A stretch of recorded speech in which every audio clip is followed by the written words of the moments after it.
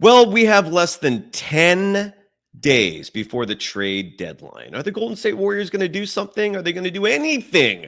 Or is it going to be more of the same? I've got the talented, the delightful Sophia Jones joining me. It's also V for Valkyrie because there's a lot to talk about with the WNBA, which may affect the Golden State Warriors Valkyries. We're going to break it all down next. Let's have some fun to start the week. This is the Golden State. They always find something to nitpick, and that's because there's expectations for us to win. It was a pretty crazy night. Let's go.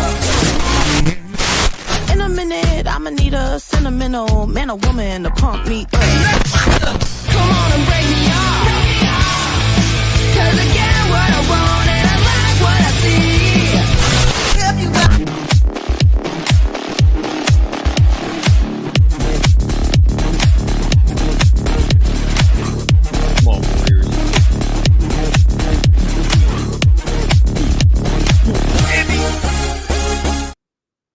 Welcome to the Golden Days. I'm one of your two hosts for the afternoon, Cyrus Saatsaz. Sophia Jones is the other one. You can follow her on Twitter at Sophia Jones_2. You can follow me on threads at Dog Wild, on Twitter at Surf Journalist, and I will at some point get active on Blue Sky, but the handle there for both myself and the show is at Golden Days. Your dad's active on Blue Sky, Sophia. I got to ask him if he actually likes it and how that's going.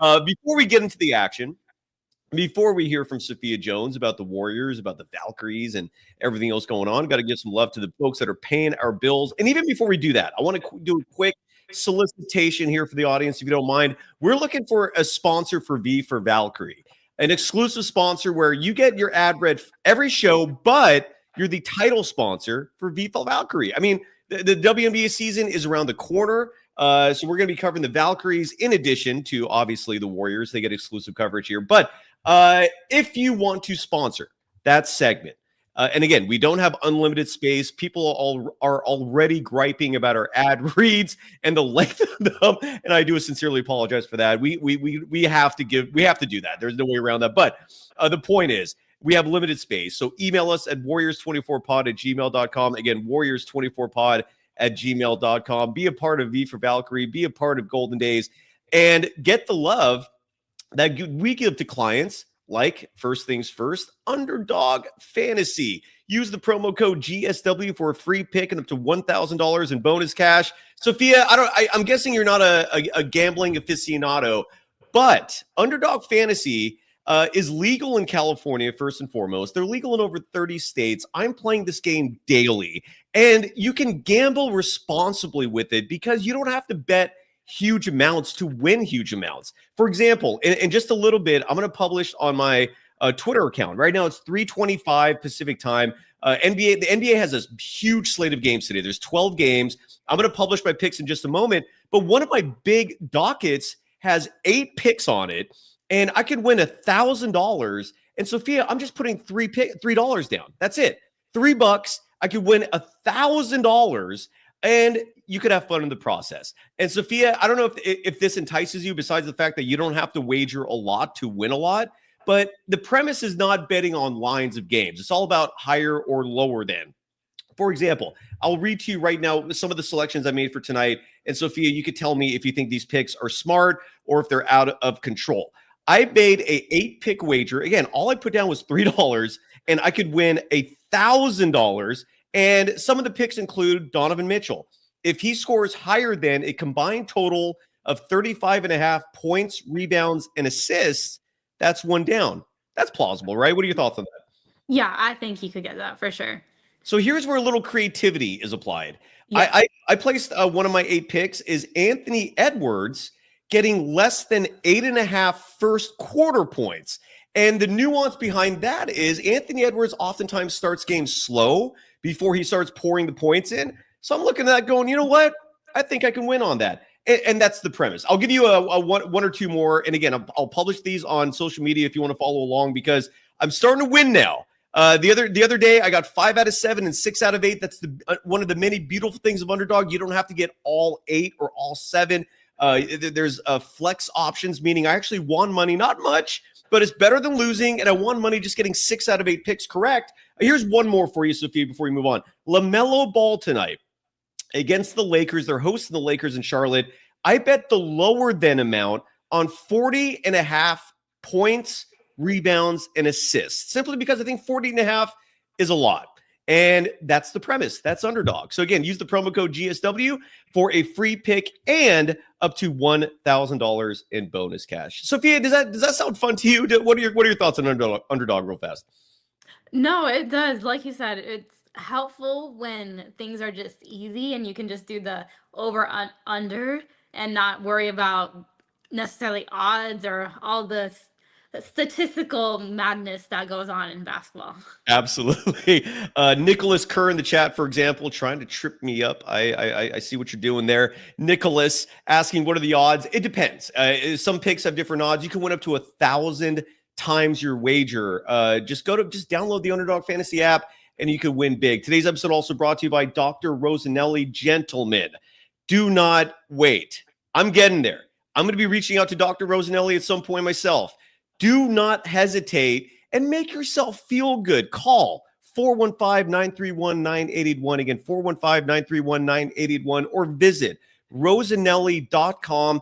And because he's the title sponsor of the Rick Barry Show, and we're at the 50-year anniversary of the 1975 title that Rick Barry and the Golden State Warriors won, Dr. Rosanelli is offering a $500 discount. One more time, 415-931-9881, or visit rosanelli.com. Mention Rick Barry's name for that $500 discount. Look good and feel good, gentlemen. And last but not least, BetOnline, the world's most trusted betting platform. I hope you folks won money if you bet on the NFC and AFC championship games. The Super Bowl is 2 weeks away. And talk about making a football game where your team is not in it that much more fun.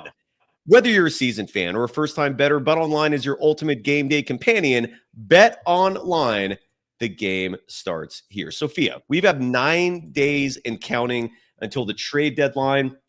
And, you know, the rhetoric that I'm getting from the Warriors, at least, is prepare for nothing. That's the messaging I'm getting. Do you want the Warriors to make a trade? And what are your thoughts as the clock is ticking on the Warriors being less than 10 days away from the trade deadline, a deadline that is very important for a Warriors team, I believe currently 12th in the Western Conference standings? I do want the Warriors to make a trade. They're 11th, by the way. I apologize for that. Go ahead. Yeah. I think some of the hesitancy from the front office could potentially be coming from that they're holding on to how this team and this roster started this season. So they think that they can get back to that, which could potentially be a possibility. However, in watching that Lakers game the other day and seeing how Anthony Davis, again, killed the Warriors, it just really reinstates to me how much the Warriors need some length. Well, you know what? This is why the Warriors, to me, need to desperately make a deal. There's a stat out there that Buddy Hield, when he scores 18 or more points, the Warriors are undefeated when that happens, right? And I think it's happened, 9 or 10 games now? I can't remember the exact number.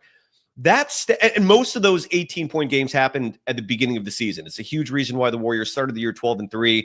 Buddy was on fire. And then you look at the last 30 games since, not so much. It's gone from being bueno to no bueno. So, but what that stat tells me, Sophia, and I don't know if you agree with this sentiment or not, is that if you give Stephen Curry a secondary scorer, a consistent secondary scorer, they win. Again, they're undefeated when Buddy Hield scores 18 or more points. Why not go out there and find someone who can actually give you consistent scoring? And this is where, whether it's a Nikola Vucevic, it could be in-house, but if it's in-house, I don't want to see Guy Santos sitting the entire fourth quarter when he's one of your best players, which happened in this last game. I'm going to ask you on your thoughts on that in just a minute, Sophia. But the fact that that's what it takes for this team to win, the evidence is there. Why not do something? You have expiring deals with GP2, with Kevon Looney. There are still folks out there who believe, maybe naively, because they're not informed otherwise, especially if you're a new viewer of this program or listener. You probably haven't heard this rhetoric anywhere else. But the Warriors don't have to sacrifice the future to improve now because it is a buyer's market. It is not every season where the next year's draft is stacked. where it has a consensus number one pick in Cooper Flagg, where you have other players besides him that could immediately flip your fortunes and start the path toward a proper rebuild. You don't get that every year. And you have 7 or 8 teams in the NBA who are ready to take, who are ready to give up assets for basically nothing. We call that a buyer's market. That's what we have in the NBA this year.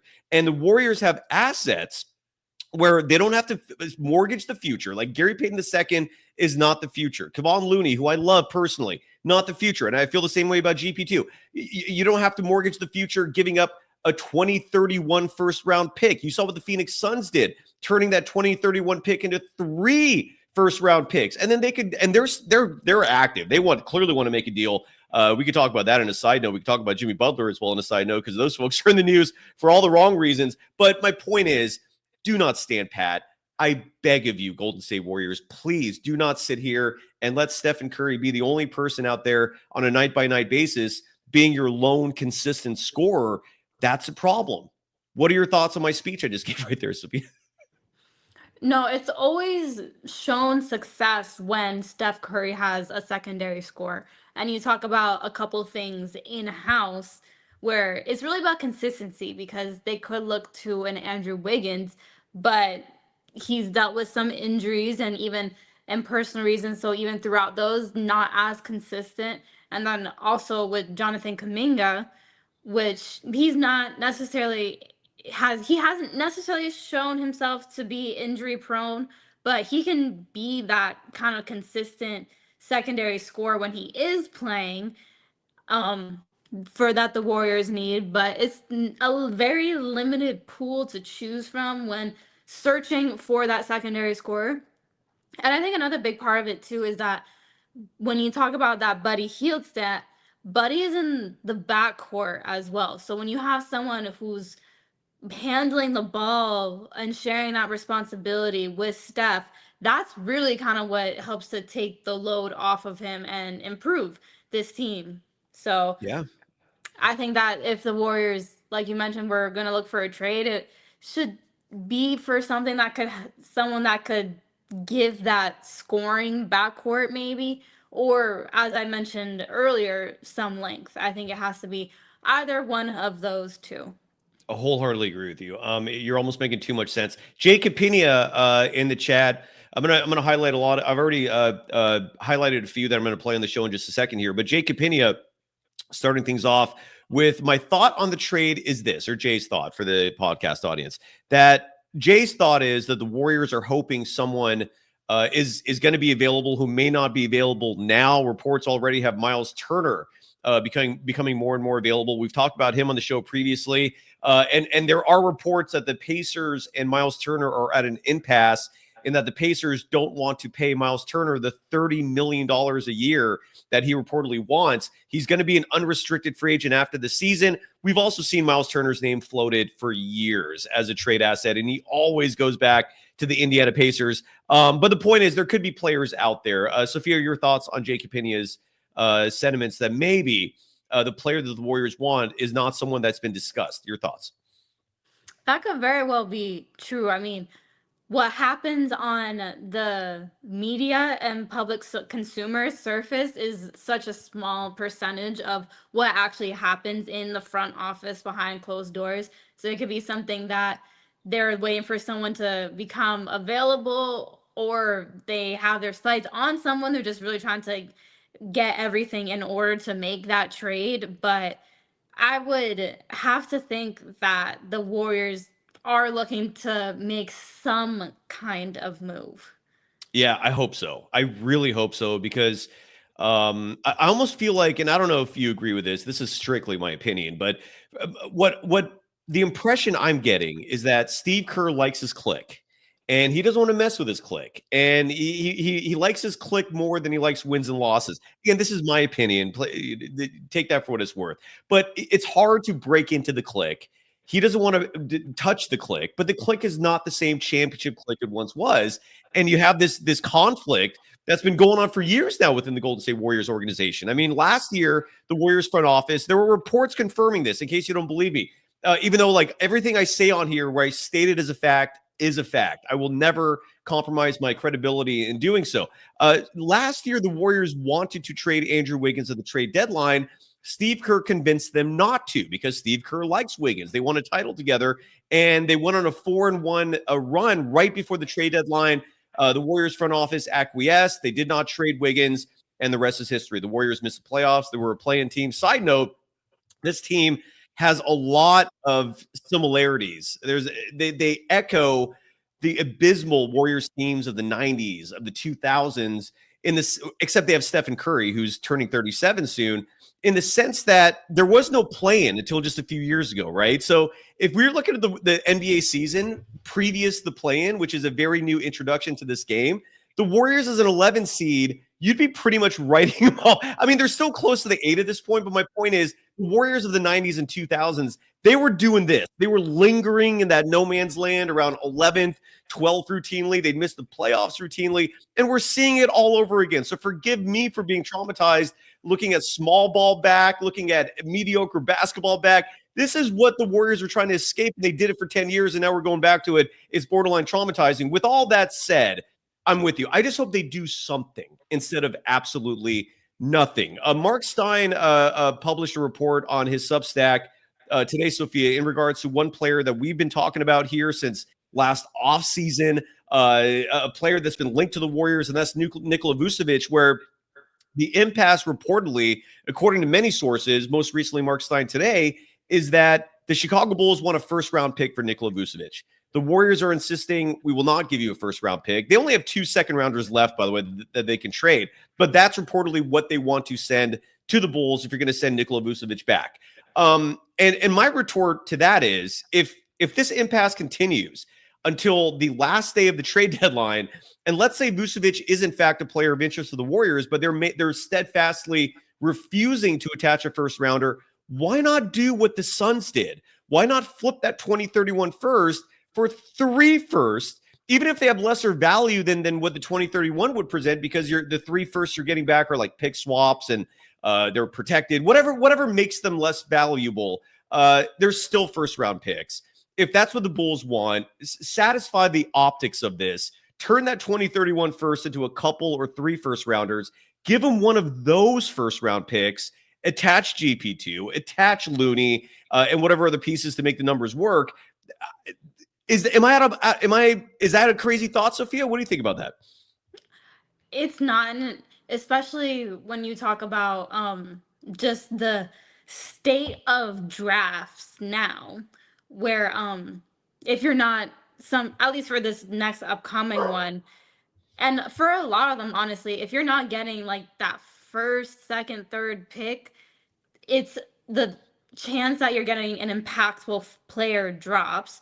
And so when you have those picks that are way out into the future and they're in a win now scenario because they need to make use of a Steph Curry that's turning 37 in 2 months roughly, then they need to make something happen. They can't worry about too much how those picks are going to look in the future, but focus on the now. I think that's their primary concern. And when you talk about Steve Kerr and how he holds on to certain members of the championship run groups, that's also very kind of win now. I mean, they won. It is, yes. They won 2 years ago, so yeah, going on 3 now. Going on 3. It's been nearly 1,000 days since the title. Yeah. So it's something where he might be holding on to that, but if he's holding on to that, then everyone has to accept the win now mindset. Yeah, you speak sense again. Jacob Pena wants your thoughts, Sophia, and I love that, because for folks out there who have any uncertainty, the mind, the brain of that person next to me, I value tremendously. It's the acumen is high. You have basketball experience from the moment you were pretty much born. You know this game, Sophia. So I always respect your opinion. It's a huge reason why you co-host with me once a week. And side note, if you want to do more, that invite's always open. Jacob Pena, I know you're busy. You're doing USF and a million other things. The Valkyries hopefully will bring you on board. But Jacob Pena in the chat is asking, who would you start in tomorrow's Warriors-Utah Jazz game? Who would you roll with? I want to Okay, if I'm going based off of who was available last game, because I know there have been a couple injury updates, I would definitely say Steph, Wiggins, Trace Jackson Davis. I'm going to throw in Guy Santos because I like him in that 4 spot, just providing a little bit of length instead of going so small ball. And honestly, Moses Moody, maybe in the backcourt. I like that. Because I like Andrew that. Wiggins at the 2. So Steph at the 1, Wiggs at the 2, then Moody at the 3, Guy Santos 4, Trace Jackson Davis 5. I'm That's already at a probably point, Sophia. I love it. I wholeheartedly support that. And I might even take it a step further and start exploring the possibility of maybe starting Quinton Post. The Warriors have had a problem with these starts, and there is no coincidence. There is no randomness to that. These starting lineups with Wiggins of the 4 are not effective. I mean, it's very small. And I love your idea, but what would you think about even starting Post now? Is it too soon to explore that? Like, what are your thoughts on Post maybe being a starter this early? I think that against the Jazz, you want your core group maybe to find a little rhythm within itself. But I do think that Quinton Post needs to play a decent number of minutes in this Jazz game against one of the teams that's, bottom of the standings of the whole league, have to take advantage of it.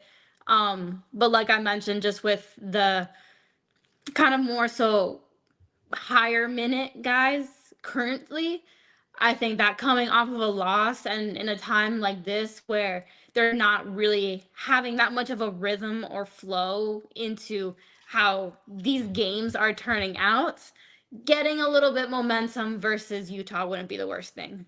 No, it would not. It definitely would not. And again, that to me is a must-win game. You're at home. You're playing the hapless Utah Jazz. A lot of folks will get a chance to get an up-close look rather at John Collins, another player that's been linked to the Golden State Warriors. His contract to me is the biggest obstacle. He makes a lot of money. I would not hate the idea of Collins being a part of the Warriors. He's athletic. He's a force inside.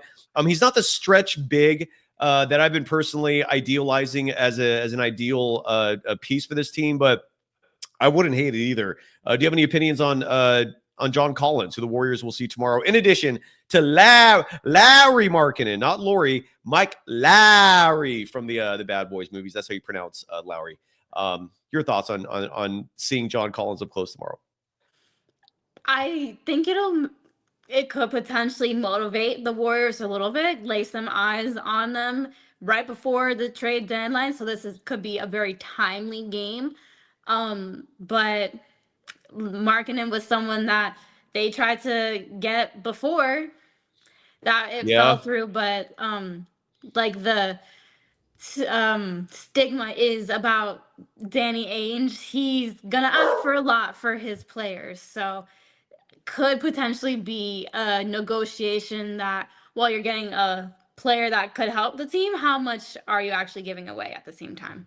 Yeah, agreed. Well said. And Bloomer Wave vibes in the chat, adding that John Collins is similar to Trace Jackson Davis, but with the mid-range. They look very different. It's hard to really articulate the differences between the two. I would say John Collins is more athletic. He's more explosive. Like the John Collins we saw in Atlanta is the reason why he has the contract he has.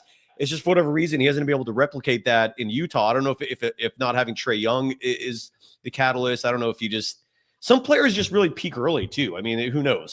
But anyways, yeah. So I respect that. Before we get into the news about Draymond Green and Jonathan Kuminga, a few chat comments I want to get to, and then we're obviously going to talk about the Valkyries as well and how this blockbuster WNBA trade affects them. There was a big earth-shaking deal that happened in the WNBA. We'll talk about that in just a moment. But a few chat comments here first about the Warriors. The Traveling Urquidez, a Golden Dazer, remember, thank you, writing that you have to ask if the Warriors can beat certain teams in a 7-game series. Great question. I think about this all the time. And according to the Traveling Urquidez, you say they can't. And this is where we're going to strongly disagree. OKC, who the Warriors have already beaten once and almost beat a second time without Steph or Draymond. Memphis, the Warriors have beaten them. Houston, the Warriors have beaten them. Denver is a legitimate concern. I agree with you, and that's where I think either a trade or a shift in strategy and philosophy in terms of the small ball, that's not going to work against a team like Denver. Dallas, Warriors can beat them. Lakers, another very serious concern of mine. Denver and Dallas and the Lakers are where I do agree that you have to make a trade, but I also don't think they're insurmountable opponents that with one move you can't suddenly beat. So we will agree to disagree there, Traveling Urquidez. I'm not as doom and gloom as you are in terms of these opponents, especially when you see what the Warriors have done this season. Your thoughts, Sophia, on Traveling Urquidez saying time to blow it up because they can't beat the West's elite teams? Yeah, I was pretty much on board with all the teams that you mentioned. The ones that just really concern me are the Nuggets and the Lakers. Yeah. I mean, they always give the Warriors issues with their length, especially, and that's something that is, I don't know if they could compete in a 7-game series, but with those other teams, I definitely do think that the Warriors have a chance. I mean, you talked about their record against all of them where they have experienced success, and against younger teams, kind of like the OKC, still Memphis, and Houston, the Warriors also have the advantage of experience as well, which I think is extremely underrated when going into the playoffs and playing in very adverse environments. Yeah, agreed. And this is why, again, just to follow up, and Urquidez, I know that you're talking about 7-game series. And again, I'm telling you, agree to disagree, and that's okay. And following up with your concern about those first-round picks, two things to that. One, I'm not fretting over a first-round pick 7 years from now. I also don't value first-round picks as much as I do proven commodities, just because you never know what the draft is going to be like. For every draft where you have a Cooper Flag, you have a draft where James Wiseman is the second best player, right? You don't know what these drafts are going to look like 7 years from now. And secondly, I already said, flip that 1 first into 3. So you're not actually losing first-round picks and you're gaining assets in the present.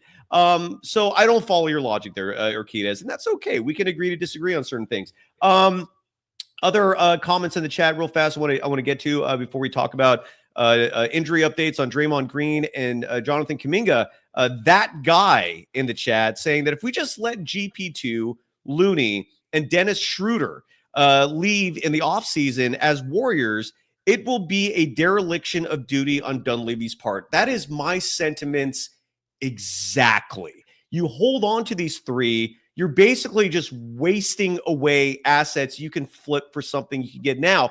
Adding to these sentiments, you can re-sign all 3 players if you really like them. D'Anthony Melton, you could re-sign him, who they traded away. And you wrote the same thing there. Sophia, your thoughts on that guy maybe being way too rational on our show today, given how the Warriors have been acting lately? Sorry. No, it makes total sense. And the Warriors already let go of GP2 once and went and signed him back again. Exactly. Thank you. For a guy like Looney, who has been with the organization for a number of years now, he's one that, potentially you could see come back. And with Dennis Schroeder, he doesn't really have any ties. So if you lose him and he doesn't even come back, that just opens up some money to potentially sign someone else. Absolutely. And that's been my argument entirely is you're blowing it, keeping these players, because we're seeing with these players, this is not a winning formula. And all these contracts expire. This is one of the only years where you have other teams willing to take those expirings for practically nothing. Oh no, you lost a second rounder in 2031. Do something, please. Do anything. I just take advantage of those assets. Please don't let Steve Kerr win the rhetoric war behind the scenes where he wants to keep his clique intact. This clique is not translating to winning basketball. Please, I beg of the Golden State Warriors, do something. A few other things in the chat real fast. Portola 45 bringing up a player that has that quite a few people are mentioning. And I agree with it because the way he's playing in Santa Cruz justifies his name being brought up. And that's Kevin Knox, who's putting up solid numbers for the Santa Cruz Warriors, a player who likely will be brought up if the team makes a trade where they send out more than they bring back. Quentin Post still has to get a guaranteed deal. He's playing on a two-way right now, and the Warriors currently don't have the cap space to offer him a guaranteed contract. So even if, let's say, the Warriors stand pat and do nothing and miraculously make the playoffs, they can't play Quentin Post in the postseason as currently constructed. They have to do something there. But Sophia, I don't know if you have any thoughts on Kevin Knox. I'm hearing good things about him. Your thoughts?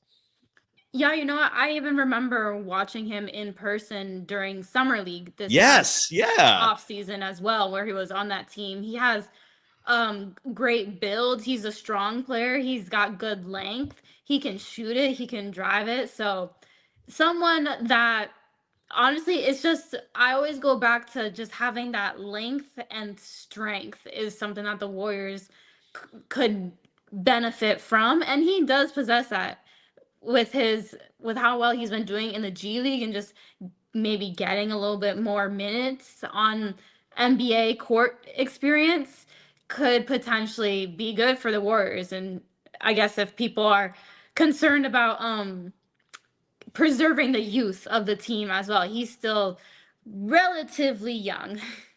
He is, yeah. He was a first round draft pick in 3 or 4 years ago. I forgot the year. Maybe it was a little more than that. But yeah, the promise is definitely there. He's delivering in Santa Cruz. I don't know what the reason is besides the salary cap, which currently would prevent Knox from being promoted. I don't think he's eligible for a two-way. If someone wants to correct me on that, they can. I'm not stating that as a fact, but I think I read that somewhere that his eligibility limits him to just being a full-time NBA player. So, and the Warriors don't have the room as currently constructed to add anyone, not even Quentin Post. So I would hope that a deal is maybe made just if for no other reason to be able to give Quentin Post that guaranteed contract, maybe to promote Kevin Knox. Those options don't exist now.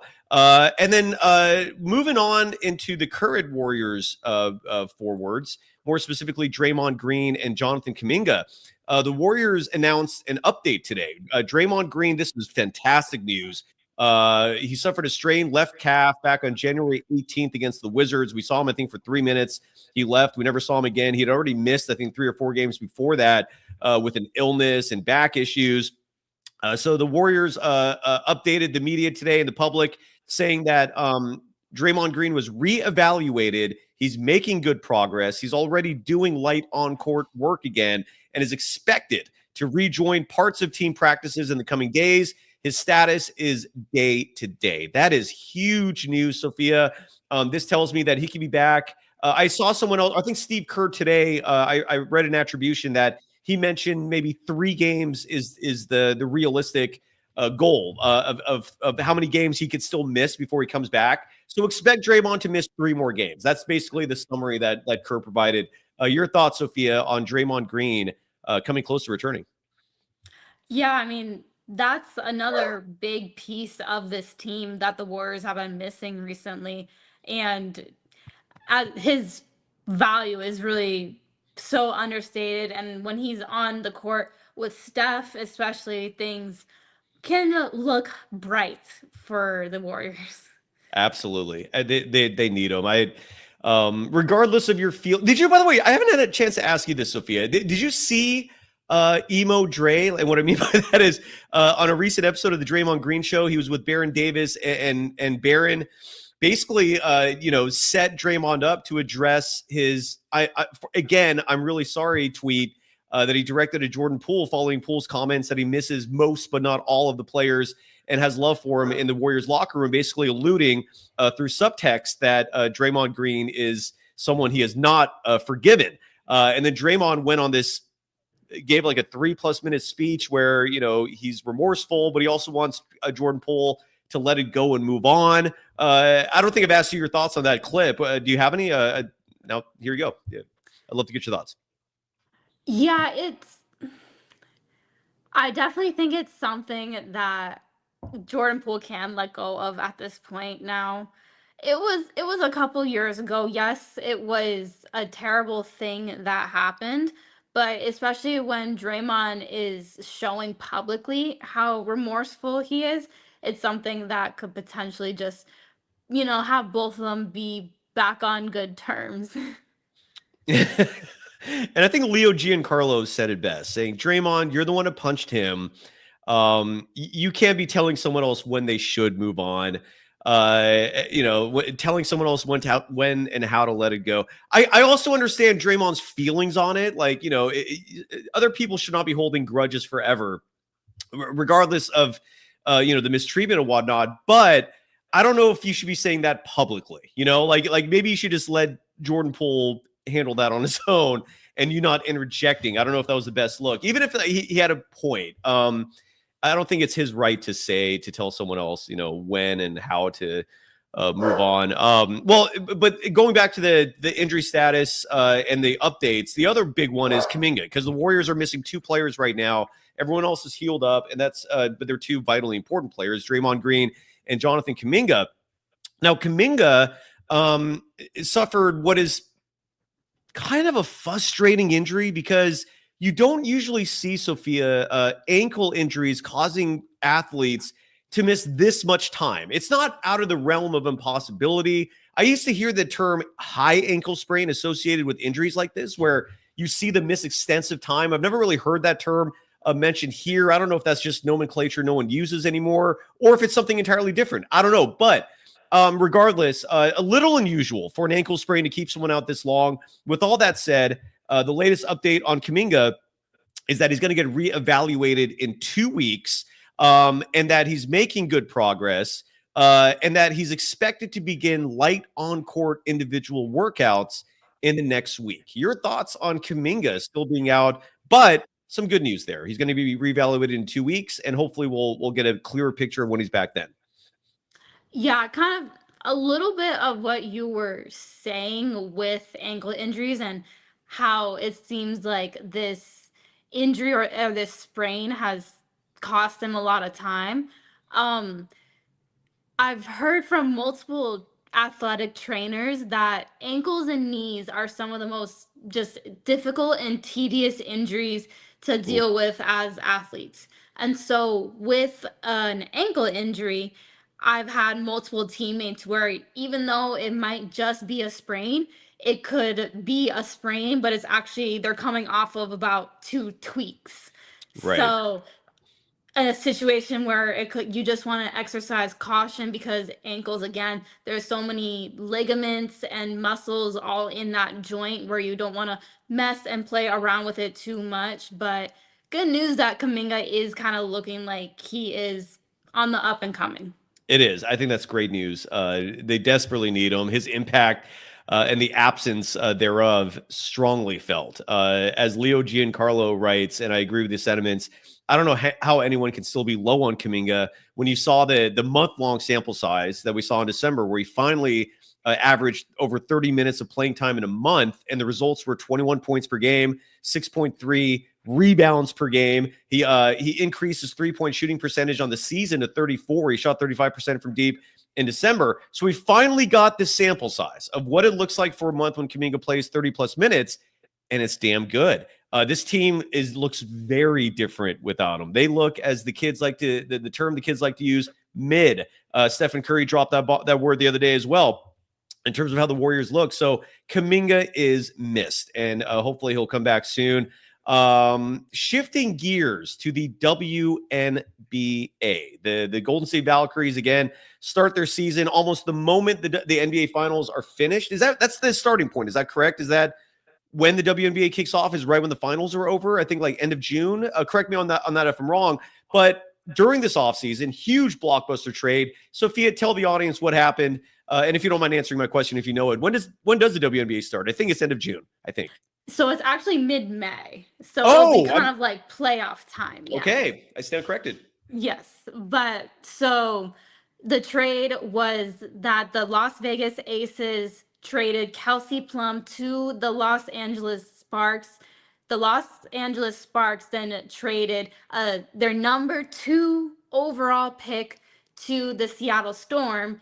And the Seattle Storm, as a 3-team trade, sent Jewel Lloyd to the Las Vegas Aces. So a lot happened. And of course, Kelsey Plum and Jewel Lloyd, they were both on that Team USA that won the Olympic gold medal. So they're very high profile players that will definitely make an impact on their new teams for sure. You know what? It Oh my sounds God, I like got you're muted. muted. Sorry about that. Damien LaRoche is asking, where am I? I must be taking a massive poop. I'm right here. What are you like? Are you okay, brother? What's going on with you, Damien? I mean, a massive poop aside, do you not see me and hear me right here, dude? I don't know what's going on with that. I just thought it was so random and it's kind of funny. But going back to the Kelsey Plum thing, you and I talked about back when the Valkyries had their expansion draft. We were talking about like what the Valkyries can do this offseason in terms of making moves and improving now. And we brought up Kelsey Plum as a free agent option. And then we see this trade and find out that she's that she's going to be playing for the Sparks next year, and she's not going to be an unrestricted free agent. You and I confirmed our research before we started the show today. We wanted to get our facts right. Can you tell the audience why Kelsey Plum, unfortunately, will not be an option for the Golden State Valkyries this season, despite not being under contract currently? Yeah, so essentially with the Las Vegas Aces, she was a core player. So even though she was an unrestricted free agent, she was still a core player. And that's how they were able to trade her then to the Los Angeles Sparks. And now it's sounding like she has intentions to play with them, which it will be interesting because obviously the Los Angeles Sparks are coming off of a little bit of a slump year, but Cameron Brink, their draft pick from the year before, she was a standout at Stanford, tore her ACL, so we didn't get to see her play much. So the duo between her and Kelsey Plum could potentially be something that's really exciting for that team. Absolutely. The Sparks, again, they got Cameron Brink back, who, side note, I don't know what the history is there, but she clearly has a family connection to the Currys, because you always see Stephen Curry's mom promoting Cameron. And then I think just a week ago or this last week, there was news drop that Cameron Brink's going to have is it a TV show? I don't know if it's a sitcom or if it's a reality show, but her and Sidel Curry, Stephen's sister, are collaborating on some sort of like show. Have you seen that? I haven't actually, but you talk about the connection. I believe that I think Cameron Brink's mom and Steph's mom might know each other. I think that's the connection. Oh, and Jacob Pena adding that Cameron Brink is Stephen Curry's god sister. Oh, that's fascinating. Yeah. So Steph's parents, or at least his mom, are Cameron Brink's godparents. That's fascinating, or at least the mom is godmother. I mean, I don't know how that works with a divorce and all that, but I imagine they stay the godparents. But anyways, okay, so good to know. Thank you, Jacob Pena. I was wondering about that because there is a connection there. Anyways, excuse me. So they got a new TV show going in that regard. Damien LaRoche, you are comedy in the chat. I'm still like just laughing inside from what you wrote there. And then, so Kelsey Plum, so what is the term again? I'm sorry if you said it. Can you repeat it one more time if you did? What is the term? In the NFL, they call it franchise tagging, where they're allowed to keep a minimum of, they're allowed to keep, I think, one player. You have to offer that franchise tag player an average salary of the top 5 players in that position over the last year. You get to own their rights for that season. I think you could franchise them at least one more time. I'm not up to date on NFL rules. Please forgive me, but I'm trying to explain the premise of the franchise tag. So I'm guessing that's a similar concept here in the WNBA, where every team can basically keep one of their players regardless of free agency. Am I stating this correct? And what's the name of that tag that they put on the players? Yeah, so I don't think it's necessary. It's a little similar, but not quite to like an NFL franchise tag, because with the core players, it can be multiple for a single team. So that's something where they just have, like I mentioned, their core players, plural S, and it just has them granting extra rights over them. Gotcha. Essentially. Is there anyone on the Valkyries now? I'm going to guess the answer is no. I could be wrong, but is there anyone on the Valkyries now that they would want to put that core protection on, or is it way too soon to think about that? I think it's too soon. And so WNBA free agency officially starts this Friday on February 1st. ESPN is doing a special on that. But the way that this specific trade also kind of might rattle the WNBA landscape is because Now, the Seattle Storm have the number 2 overall pick for this upcoming draft from the LA Sparks. And obviously, the main person that everyone is trying to get is Paige Beckers at UConn right now. That's your But star, right? that's the star. Yeah. But Paige still has 1 year of eligibility left technically. And with the Seattle Storm having that second overall pick, that's a organization that has a lot of ties to the University of Connecticut, specifically their point guards, like mentioning the famous Sue Bird, or last year they drafted Nika Mule. So they have a lot of ties to UConn, where Paige could essentially tell the team that owns the number 1 overall draft pick, the Dallas Wings, she could essentially tell them that she's going to return to college for another year and try, as opposed to going to them, or they could work to just try to get Paige to go to Seattle. But essentially there's going to be a lot riding on who will get Beckers and the moves that teams will make in order to do that as well. Because right now the Valkyries also are sitting at the number 5 overall pick. Great analysis, great summary. I love it. Nicholas Kerr in the chat again. You will never get me to say just Nick. So, but I love the handle. I absolutely love the handle. It's damn impressive.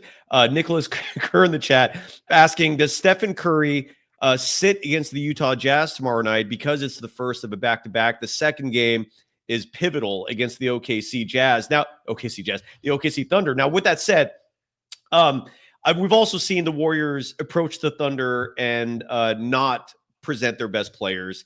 And in that second matchup, they had injuries, so they had to keep some players out. I don't know. That's a good question. Part of me almost thinks maybe you play him against the Jazz, so life is easier for an aging Stephen Curry, and then you don't show your hand against the OKC Thunder on the second half of a back-to-back.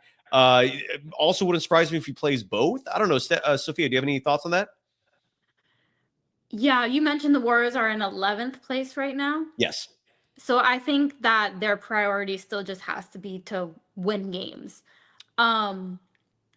If we can't live in a world where Steph is capable of playing both of those games, then I say have him for the Thunder, because you have a better shot winning without him versus the Jazz than winning without him versus the Thunder.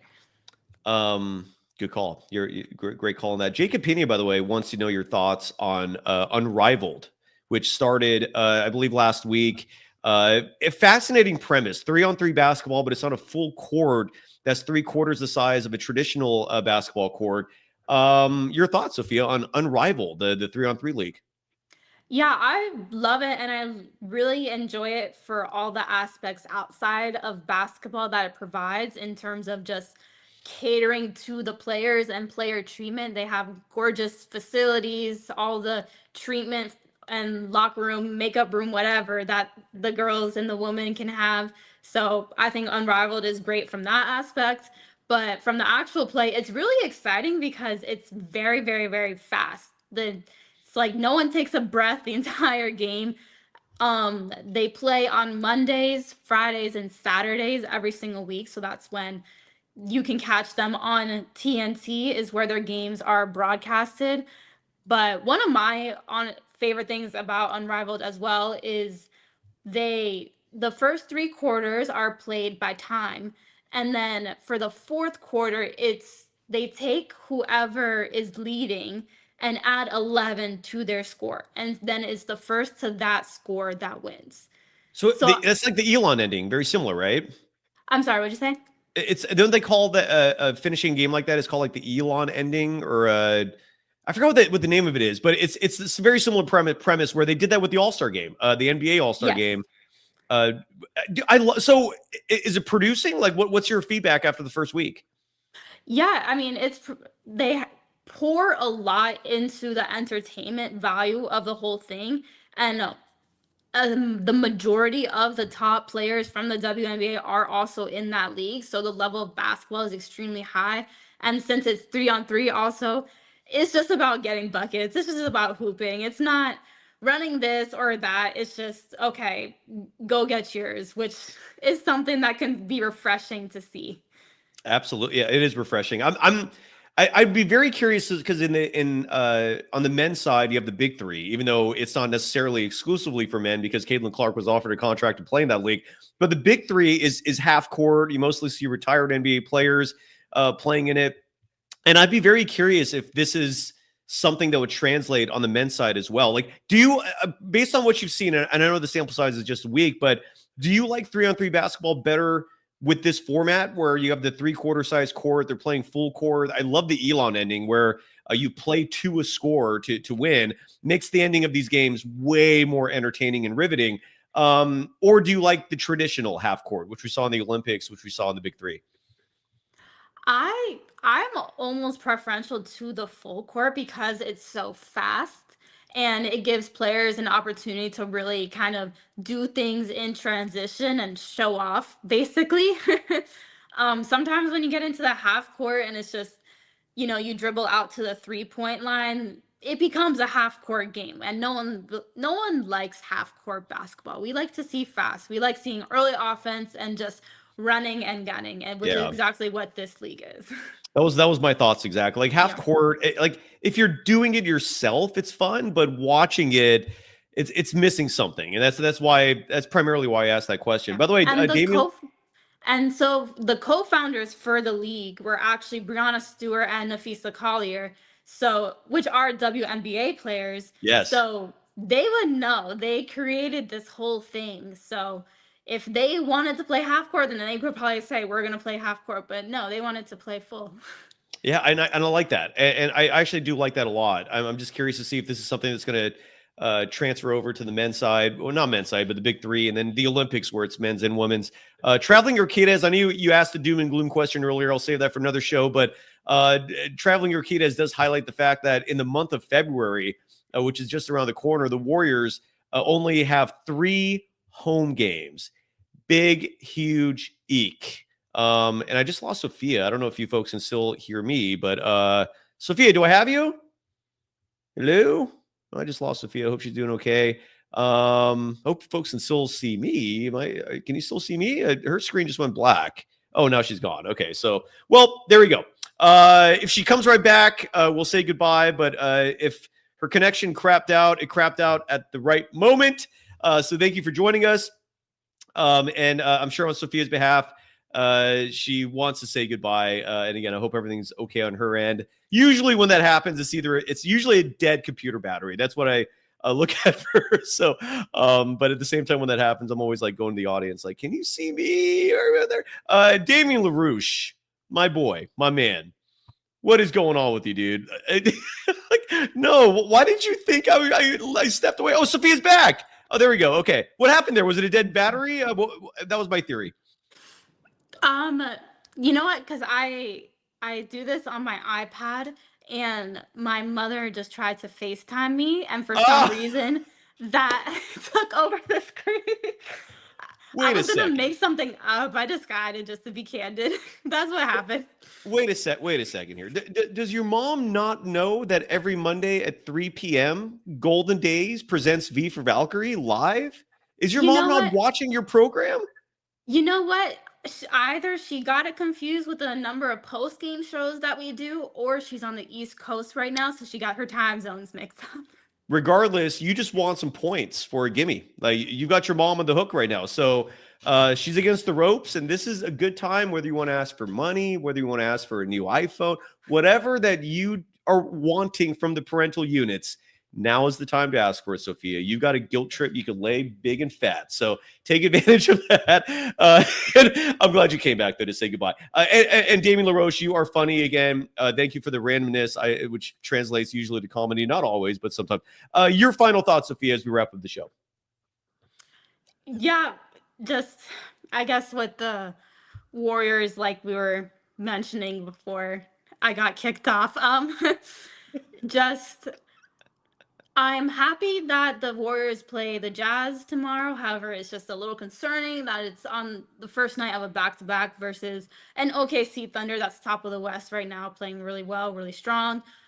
Just going to have to see how these games play out, but it is encouraging to see that Draymond could not miss too many more games and that Jonathan Kuminga has been showing improvement as well. Yeah, Damien is just he's all about weed in his mind, and that's okay. Good for you. It's Monday. You got to do what you got to do to survive. Jacob Pena is asking, by the way, Sophia, real fast before we go. I'm not familiar with what this question is referencing, but Jacob Pena is asking what your thoughts are, Sophia, on the narrative of Caitlin Clark versus WNBA owners. Is that a narrative? Is that what is he referring to there? Do you know? I don't know if I'm too familiar. I do know that obviously with the landscape of the WNBA and with the amount of media attention that has been gaining recently, there have been a lot of people that have been having terrible takes, quite frankly. I don't know if that's what they're referring to, but I mean, with Caitlin Clark, she's doing so many good things for the league. One of the many women that is doing great things for the league. Just something to, guess keep monitoring, and I guess watch in a couple months play out. There we go. The Caitlin Clark was with Taylor Swift a couple weeks ago. In the Taylor Swift box at a Chiefs game. So who knows what we'll see in the Super Bowl? Should be exciting. And I think people are joking about this box right here. It does look like a stash box. I do hear you on that. I thought it looked like a nice presentable case to hold up my microphone, but apparently some of the folks with dirty minds in our chat look at this and think drugs. Shame on you. Do you kiss your mother's mouth with that thought? Come on, grow up, folks. Get a little maturity in your mind. But no, I'm guessing that's what's going on there. Someone asked what color are my eyes because I'm always squinting. Look, that's just a physical flaw of mine, apparently. Like the moment I'm happy, the moment I start smiling, they just squint up. I have no control over that. I can still see, but there are brown eyes here when I'm like trying to open them up so everyone can see it. Anyways, we are done. Sophia, any final thoughts as we're out of here? Are we good? Are we done? Nope. I said everything. Like I mentioned earlier, though, some Unrivaled games on today. If people want to check that out on TNT. Beautiful. And it is, and I love the fact that it's on TNT. The national coverage is huge. And folks can follow you, Sophia, on Twitter at Sophia Jones _2. They can follow me on Twitter at Surf Journalist, on Threads at Dog Wild. I'll try to get active on Blue Sky at some point. I'm at Golden Days there. That is it. We'll be back tomorrow night. Larry Krueger is usually my Tuesday guest. If there's a game Tuesday, that is not confirmed, but expect the Krug man to be joining me. And let's hope, if it is Larry Krueger, that after that game, you folks can tell him to shove it with his 38-win prediction for the Golden State Warriors, which at times looks good, which at times looks bad. This whole season is up in the air. I'm just hoping for a trade. I just hope that's all I want. I just want something different because what the Warriors are doing right now, Sophia, I don't know if you agree with me or not, but it is literally perpetuating the definition of insanity, which is doing the same thing over and over, somehow expecting different results. You're not going to get different results with this roster. I don't care if Kuminga's come back. If Kuminga comes back and they do nothing, you might be a playoff team, maybe, best case scenario, but you're not a title contender. Even with Kuminga and Draymond, you're not beating the Nuggets. You're not beating the LA Lakers. I really hope they do a move. As a few folks in the chat said, doing nothing with those expiring deals of GP2 and Looney is testament to a GM being completely inept. I agree with that narrative as well, because you could get those players back, and those two are not translating to a title this year. That's not in the realm of reality. So that's where I stand, and all I can hope for is something happens. And I'm done. Anything else, Sophia? Do you want to respond to that, or are you good? I know you said that if they get Kuminga and Draymond back, that can be a playoff team, but you don't know how it'll stack up against the Lakers or the Nuggets. And if anyone needs a little hope, I guess I could just say that sometimes teams do get lucky, and maybe the Warriors won't have to play them during the playoffs. We saw that Celtics run last year, so could potentially be something where they get lucky. That's fair. That's fair. And I've heard people define luck as being luck. I've heard people equate luck with preparation, right? Like the luckiest people in the world are those who are prepared. And that's where I asked the Warriors. Sophia could be right very easily. You could make a run with the current roster. Anything could happen. But why not be prepared? Why not take the route that gives you the highest probability, the highest chances of success? That is all I'm asking for. And if I'm crazy for that, then forgive me. But that's just what I want. All right. We're good? Are we done? Think we're good. I love it. All right. From my squinty face, from Sophia Jones, thank you. Every Monday at 3 p.m. We do this unless there's a game on a Monday. Then we go post game. Sophia, cash in that guilt trip. I hope you get something wonderful from your parents. Until next time, we'll be back tomorrow night at the latest. Bye.